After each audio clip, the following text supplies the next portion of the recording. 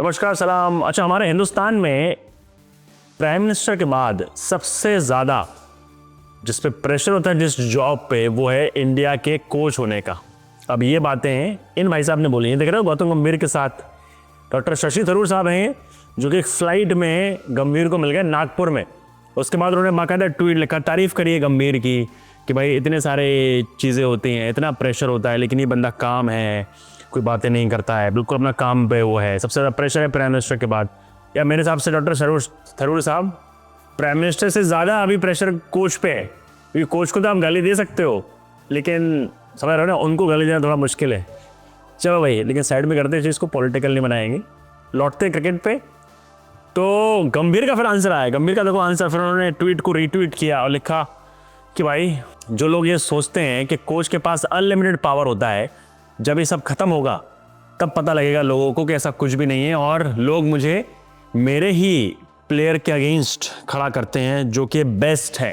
तो इनडायरेक्टली गंभीर बोल रहे हैं कि रोहित विराट कोहली के अगेंस्ट जो बातें लोग बोलते हैं कि ये कोच उनके अगेंस्ट है, वो ये सब झूठ है, और ये आगे जाके सब कुछ सच हो जाएगा। दूध का दूध, पानी का पानी, मतलब मोर और लेस यही लिखा है ट्वीट में।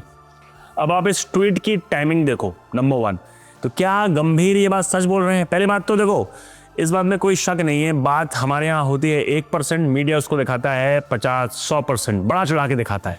मतलब देखा है हम लोगों ने, किसी भी मसले पे हो, चाहे स्पोर्ट्स में हो, कहीं भी हो, ऐसे ऐसे लोग जर्नलिस्ट बड़े घूम रहे हैं स्पोर्ट्स के, जिन्हें क्रिकेट की नॉलेज नहीं, कुछ भी नहीं, तो कुछ भी छाप देते हैं कॉपीज़ बिकने के लिए।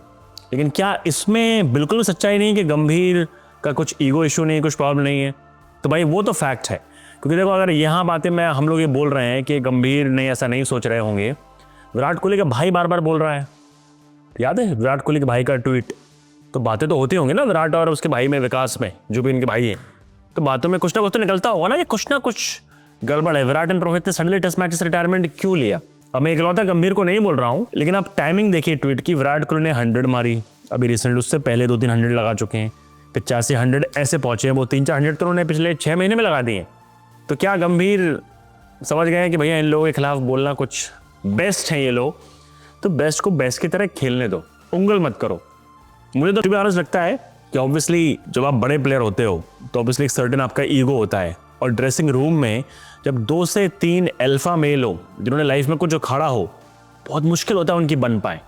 ये हर टीम में हुआ है, हर शोबे में हुआ है, हर बिजनेस में हुआ है कि एक जगह 3 से 4 लोग नहीं जो जिन्होंने लाइफ में कुछ थोड़ा बहुत तो खड़ा हो, बड़ी चीज़ें करी। और विराट एंड रोहित से कंपेयर नहीं कर रहा हूँ मैं गंभीर ने उतना ही अचीव किया जो इन दोनों ने किया, नहीं किया उतना अचीव, लेकिन वर्ल्ड कप फाइनल्स में कमाल की इनिंग खेलना, इंडिया को जिताना, एक समय वर्ल्ड के टॉप बैट्समैन आना। अगर टेस्ट मैचेस में बहुत अच्छा कर रहे थे वो, जैसे वो बैटिंग कर रहे थे, लेकिन स्विंगिंग बॉल के अगेंस्ट हमेशा उनको डिफिकल्टी आती थी।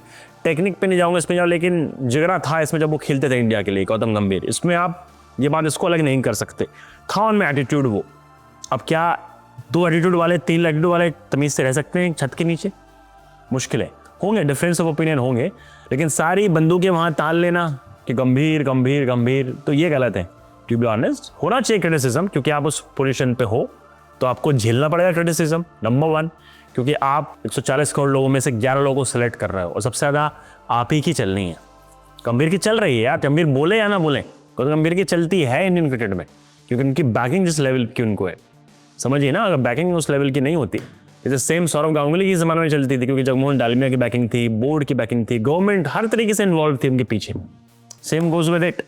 तो गंभीर का ये ओपनली बोलना आके मेरे लिए एक सिग्नल है कि विराट एंड रोहित को अब ये कुछ नहीं उंगल करेंगे, ऑल द वे वो लोग खेलेंगे अपना 50 ओवर वर्ल्ड कप। और जो क्रिटिसिज्म भी है वो थोड़ा नाप तोल के सही में करना चाहिए। सिर्फ उनको ब्लेम करना कि उन्होंने ये कर दिया, जुगाड़ वाले लड़के ला रहे हैं, इंडिया के लिए जो खेलता है वो कभी जुगाड़ वाला अब नहीं हो सकता है, समझे ना। सोशल मीडिया का ज़माना है, सामने आपके है, पोल की पोल खुल जाती है। स्किल होनी चाहिए, स्किल है, लेकिन यस, कोच की नज़र अगर आप पे है तो आपसे शायद बेटर लोग भी बाहर बैठे हो तो आपको नहीं याद किया जाएगा। ये भी कटु सत्य है इंडियन क्रिकेट का। तो गंभीर को हम लोग क्रेडिट देना चाहिए, प्लेयर थे वो, अच्छे प्लेयर थे, दलेर प्लेयर थे, लेकिन 3 से 4 लोग, विराट, रोहित, गंभीर, ये लोग कुछ भी बोले पब्लिक में आके, लेकिन फैक्ट है तनातनी रहेगी। डिफरेंस ऑफ ओपिनियन होना भी चाहिए, अच्छी बात है, लेकिन इससे टीम का बुरा नहीं होना चाहिए, समझे ना भाई। आप क्या सोचते बता दो इस मसले पे? क्या गंभीर, विराट एंड रोहित एक साथ एक रूम में कुछ दिन रह सकते हैं बिना कुछ बोले?